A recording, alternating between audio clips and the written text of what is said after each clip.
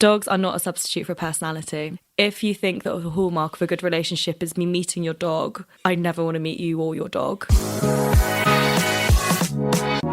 Hello, and welcome back to another episode of Single Sounds. I am the host and creator, Katie Mack, and this is the only podcast designed to help you find a date. This week's character is not short of hilarious opinions and wants to be challenged on them. She has a love for languages, and you can always expect brutal honesty from her, but not quick replies to texts. Hi, welcome to the podcast. Thanks so much for having me. You're welcome. So let's dive into your profile, who, what, where. So who are you sexually attracted to? Sexually attracted to men between the ages of 26 to 30-something. 30-something. 30-something. I'm trying to work it out because I'm not sure. You know? 30-something. I guess they can vary quite a lot at that age, like their maturity levels and like what they're looking for. Yeah, exactly. And I say 26, but actually probably older, to be honest. I find we found on this podcast that 28 is the sweet spot. I think it might be. Yeah. It's like got their shit together, but also still fun. Yeah. Well, I have to say, from experience of speaking to people, I feel like 28 is also the age when guys in long-term relationships split up from their partner.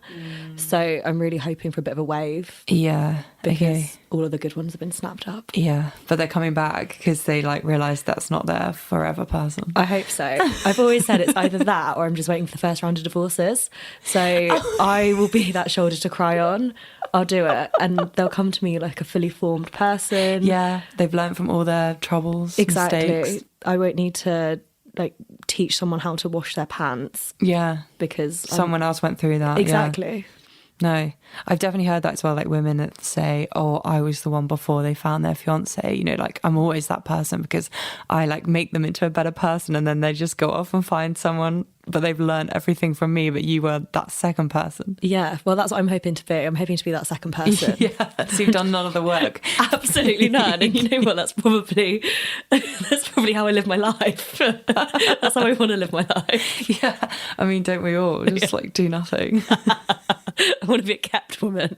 No, I don't want to be a kept woman. Okay, so that was like some of your what are you looking for. Is there anything else, like height? Some people like to add in. Yeah, well, I'm a tall girl, so I'm 5'9" on a good day, probably a little bit taller.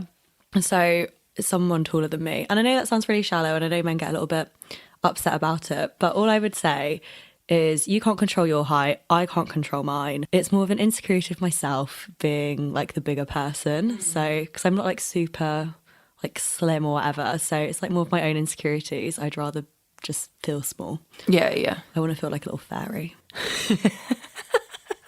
No, I'm exactly the same. Like, if I have bigger thighs than the guy, that makes me feel uncomfortable. Yeah, and it is a me thing. Yeah, it's a totally a me thing. Yeah. It's nothing to do with that. Maybe a lovely person. I'm sure if it was a right guy and we happened to be the same height and we saw eye to eye on both levels, then maybe it'd be fine. But yeah. Or help you get over your insecurities. Exactly, but that's not happened yet. So my preference is men that are taller than me. Yeah. No, makes sense to me. And how about where? So London, I've got a bit of a thing in that I like to be able to walk everywhere. So ideally a 50-minute radius, but that was quite unrealistic. So I'm willing to expand. Let's just say London. Yeah. Zone 2. You're central London though. So I am. Actually, 50 minutes, get quite far in that. You can. Yeah. And I've got excellent transport links as well. So there's always that. Okay. As it is Christmas, nearly, it's the 20th of December, as everyone is listening to this, we've chosen you've chosen dad jokes as your warm-up game. So I've made them Christmas themed. Great. Are you ready? Yeah. For your cracker. They're like shit cracker jokes. Shit cracker jokes. Yeah. What does Santa suffer from if he gets stuck in a chimney? Coal sores. No. Think about closed, small spaces. Claustrophobia! Yes! Yay! He suffers from claustrophobia. That's good. Great. I love it. We've got one. Why did Santa's helper see a therapist? Oh, because he needed some elf care. Good, but nearly. Oh, elf help. Oh, good. He's Self-esteem issues. Yes. Okay. Oh my God, that's so good. You got two. I got two. Oh my God, I love that. Well done, you. Thanks. I'm so proud of you. Thank you. Well, I'll be your Christmas ho ho ho. You can be. I shall. Okay, and what is your toxic trait? Oh, okay. So my toxic trait is I've got several in that I'm quite not toxic. I think it's a bit like cute, fun, toxic-ish. I'm always late. I'm always late. I'm quite bad at replying to messages. Not intentionally. I just feel like I don't want to get into a back and forth, find it quite overwhelming. Yeah. I just like to do a sweep at the end of the day. I do that. Yeah. I store them up. I store them up and then I just do it and then I put my phone immediately on airplane mode. So because some people reply too quickly and that's stressful. Exactly. And then I'm in this whole back and forth, which is quite toxic when you're trying to get to know someone or find out more about them. I don't know. You can still do like a few a day. Yeah, exactly. So I'd say that's like kind of toxic. I'm late a lot to things, not intentionally. I'm bad at timekeeping. But I would say this actually came out the other day. I was like chatting to my friends and apparently I say like every time I've been on a date, I'm like, oh, I just don't think they were that into me. And like, I can't tell when someone's into me. Okay. So I don't know if that's toxic, but I feel like, yeah, maybe not toxic. I don't know if, yeah, maybe not toxic. But a good thing to know about But a good you. thing to know about myself. It's a very recent revelation, so I'm trying to come to terms with that one. Need maybe a bit more validation. I should need a bit more validation. But at the same time, if someone is, okay, this is the toxic part of it. I feel like if someone is into me, I try and like push them away quite early on to make them work a little bit harder. So you get that validation. Yeah, maybe. Yeah. Or like you're extra sure. Yeah, just so I'm extra sure. Just because I can be quite difficult. So I'm like, you know what? Like how into this are you? Are you sure? Are you sure? And apparently I can be quite mean I'm quite blunt. So Okay. especially on message because I'm just testing. Yeah. / you don't have time. I don't have time. I'm very busy, very important. So yeah, I think You're trying to get through the whole batch. exactly. One word answers only. So I think that Yeah. maybe is something that could be perceived as toxic. Back to dating. What is your worst dating story? This has quite a funny like prelude and like story around it. The end of it, everyone always like winces and is like, ooh. But I just want a caveat. Everything is fine, and I find it quite a funny story. Okay. So to set the scene, this is quite a while ago. It was several months ago. I think it was like in the summer. And I was out with a friend. I was in Brixton / Clapham, South River, see previous comment. It was a bit of a trek for me. I'd made my way over. So I was with my friend and she was like kind of seeing this guy, but not really. Like she didn't really like him, but she kind of liked him. Like it was very early days, just to like the context. So we were at hers, we were having a few drinks and we were like, you know what? Let's go out. We were like, okay, cool. And then she was like, I think my guy's, he's texting me. I think he wants to come over. And I was like, bring him over. Let's, it'll be great. It'll be really fun. And she was like, well, you can't third wheel. And I was like, no, you're right. So we were like on my Hinge, like trying to find some messages. Have I got a recent bite? Like, where are we based? And there was this one guy that I think there'd been a few messages back and forth and he was south and south of the river. And I was like, oh, him, perfect. Like, he's local. So we were like messaging this guy and her guy had come over and we were saying to him like, oh, I don't really know about it. Like, and he was like, don't worry, girls, I'll protect you. And we were like, great, thank God we've got a man around. We needed that. We need that. So he was like, don't worry, I'll chat to him. I can do a small talk. Me and my friend were like, okay, cool, perfect. So we went to like Northcote Records and he was like messaging. He was like, I'm here. We were half an hour late. And then also, I need to mention this, he'd just finished his DJ set. That was a really big theme throughout the whole thing, his DJ set. So we were like going to Northcote Records and then we saw this guy stood there. And I saw him and I was like, oh, I said no. Like, oh no. I freaked out, I backed out. And the people that I were with were like, you've literally just made eye contact and you've been making him wait there for half an hour on his own. And I was like, okay, right. To see it through. I've got to see it through now in this like weird situation. So we see him and just to give a little description of what he was wearing, I'm not shallow, but he had like this like fisherman's vest on with loads of pockets. Like I don't know what he was storing in there, but there was so many pockets. Each of them was like really full. So he had that, and then like quite skinny jeans on with a little turn up at the bottom. Can't really remember the shoes. The best bit about it was the briefcase that he was holding to hold his records from the night where he's just done his DJ set. I get quite hostile in situations. Again, I'm trying to like test the waters. I'm like, go on then, impress me. I am quite hard work. So then Why are you selling yourself? I'm really selling myself. So then the four of us like go over to this tequila bar.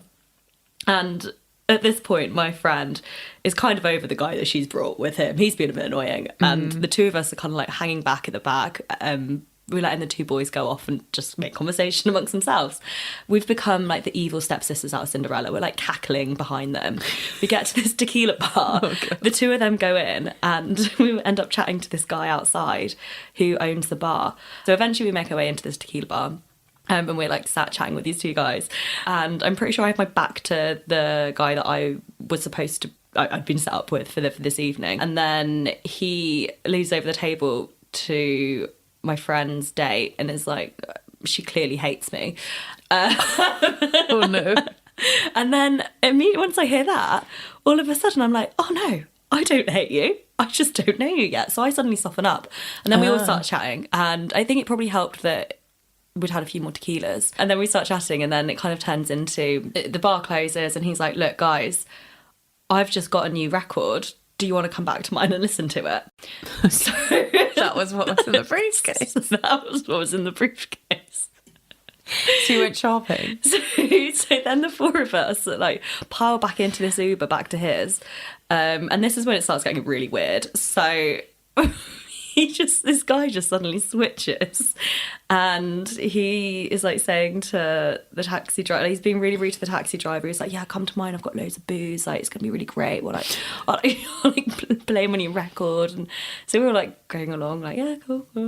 And then we get to his and it's just it's odd. It's a really strange place. It's like up this weird like alley, and then we end up going in and the whole place is just an absolute mess. There's just like shit everywhere. There's like clothes over the sofa, there's like 3 hoovers. Like it's a very odd place. My friend and the guy she's seeing order an Uber, and I was just kind of sat there being like, yeah, sounds good. I think I'd gone out onto the balcony with him. We'd like had a little chat.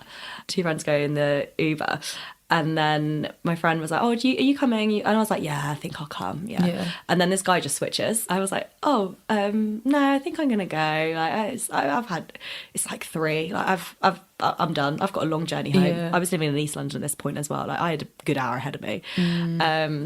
And then my friend and the date, like they leave and they get in the Uber. And then like a couple of minutes later, my friend comes storming in and she is like, get in the Uber right now. And I was like, okay, cool. And then this guy gets in between the two of us and he starts like elbowing my friend and like trying to like stop me getting in. And I was like, no, I'm going to go now. Like, peace, I'm out, I'm done. Yeah. And then as me and my friend are leaving, he like grabs a whiskey glass off the side and then like throws it at us as we're going. Oh my God. And then we get back into the Uber. It smashed like on the door. Yeah, he like threw it at us as we were leaving and he was like, you want to stay? And I was like, I don't want to stay. I'm out. I definitely don't. Absolutely not now. I'm gone. I'm goodbye. That's really scary. Yeah, like looking back, it wasn't that scary. That's why I kind of had to caveat it at the beginning because at the time we were like, oh, that was a laugh. Yeah. But then you like tell the story back and you're like, oh no, that he was a bit of a creep. Yeah. You could have been really injured. Yeah, I know. And apparently he had said to like my friend's date that he was like, oh yeah, it's gonna be such an easy fuck tonight, like all of that, like really talking about me in that way. And then he told her and that's when she came storming in to come and get me. Yeah, she was like, I'm not leaving you here. Not leaving me there. And then he kept ringing me as I was going and he was like, I just want to talk, I just want to chat. And I'm like, what do you want to chat about? Yeah. Like what could possibly make me want to come back right now? You've literally just thrown a whiskey glass at my head. Yeah. So yeah, that's probably my worst dating story. But I do have to say that I was a really big part to play in that being a bad story because I wasn't that nice. Well, I mean up until the whiskey yeah, glass, I think. But I don't think even if you're not nice, someone doesn't really warrant someone chucking No, something. absolutely not. But the whole like we don't endorse that. No, we don't endorse that. But the whole lead up to it was really funny. Like me and my friends still laugh about it now. Like just how weird we were as well. And what would your TED Talk topic be? Okay, so I've got 2 TED Talk topics. One is quite serious, and the other one is something I disagree with. So I'd say that the one that I would actually, if I was an intellectual person, my TED Talk topic would be on how communication styles and different languages totally change the perception that people have of each other. Yeah, so in different languages, you can say exactly the same thing, but the way that it might be interpreted by someone else could totally change the perception of that. And I just find that fascinating. How there's tribes in, I don't know, very like untouched societies where they don't do left and right. So like they've got no concept of my left, your left, right, or whatever. Right. They do it in north, south, east and west. So they like completely orientate themselves based on where the sun is at the moment. Wow. And like for me, I think north is wherever I'm stood. Like if I'm stood here, north is directly in front of Straight, me. yeah. Like that's straight. Like, I've got no spatial awareness like at all. So I just find that absolutely fascinating. My less serious TED Talk topic would be on adults liking Disney. Oh dear. Am I going to get personally attacked here? Maybe. Oh dear. I just don't get it. Do you not? Not at all. You don't like it? I like it, but I'm not ready to. I like it enough, but it's not my. I can't remember the last time I put a Disney film on the TV. Yeah, okay, I can be on board with that. Like, Yeah, it can be something you enjoy, but it doesn't need to be your whole. exactly. Because it is a brand at the end of the day. Thank you. Quite corrupt, I reckon. Yeah. If you look into it. It is a bit weird to like personify yourself as a brand for kids. It'd be kind of like if you're obsessive Lego. Exactly. I'm all about having an interest, but personally, I just find the Disney thing a little bit odd. I know. I mean, we've already done a lot of opinions, but I'm ready. I'm ready for this one. Oh God, I'm nervous when I said that. If these weren't controversial enough, what is your most controversial opinion? Okay, this is going to be like tied to dating apps Oh, this is great. because Rip in. I'm not sure what else I can pull out for being controversial. Dogs are not a substitute for personality. If you think that the hallmark of a good relationship is me meeting your dog, I never want to meet you or your dog. Because, like, what am I going to do? Just, like, look at it and be like, oh, that's a nice dog. Yeah. Like, that dog has absolutely nothing to do with you. Like, I'm sure it's lovely. I like animals. They're great. But I just don't... That is not the reason that I'm saying yes to you on an app.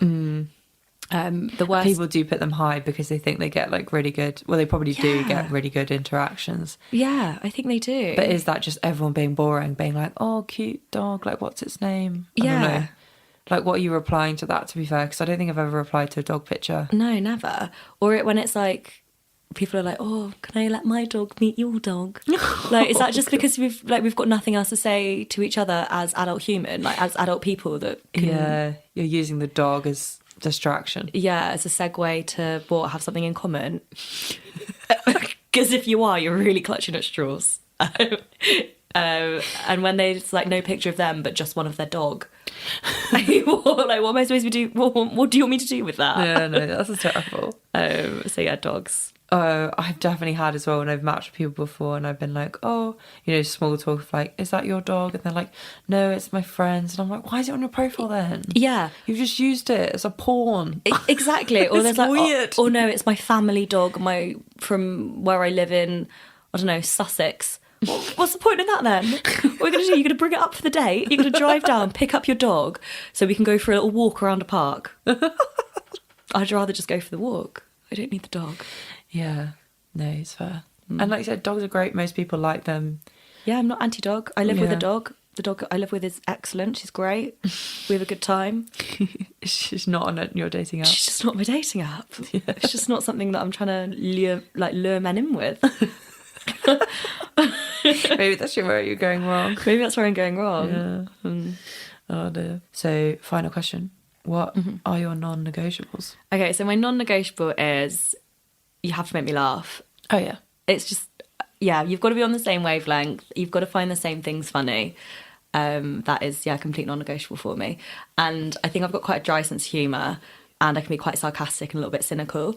So I think... Getting that. Yeah, maybe a little bit. I hide it really well. So I think that is like complete non-negotiable for me. And also someone that can put me in my place a little bit. So I feel like I will come out with something, have an opinion, and then if you challenge me like even slightly, I'll be like, yeah, fair play. So someone that like isn't afraid of that. Like I think I'm like independent to a fault. Yeah. I'm quite strong-minded, so someone that challenges that is a real non-negotiable for me. Okay. Oh, next section is bestie rec. Okay. You don't know who this I is. don't know who it is. I'm actually really nervous to hear this. Don't be. Okay. It's fine. Right, what can I say? Well, she is the most hilarious person to be around. Guaranteed you will have a constant laugh with this one. She is absolutely not afraid to say what she thinks, and her blunt sense of humour is probably my favourite thing about her. However, if you're going to date her, no fragile egos allowed, because she will roast you. But the theory is, the more she roasts you, the more she likes you. Having said that, she does speak some French, so maybe you could bring out her softer side with a language of love. She's always up for a fun time, whether it's a spontaneous night out or a last-minute trip abroad. She's guaranteed to always keep you on your toes. Her one true love is reality TV. So you should probably start familiarising yourself with the language of Below Deck and Selling Sunset. Heart is in the best place, but I'm not going to lie, she can be a complete nightmare over message. So please don't be scared away by blunt comments, one-word messages, or general lengthy response times. It's worth it once you're face to face. She's a London girl and of course a busy bee, so do make sure you book her in because you'll have the best time despite the wait. And obviously you need to be fantastic because she deserves the absolute best. And a final warning, she will likely drag you to Simmons on a first date, but bear with, the company will make up for it. Brilliant. I was really intrigued by this because I was going to be like, how is it going to marry up? Because you portrayed like quite a strong personality trait through this, and it married up perfectly. Oh God. Yeah, that last comment is very topical.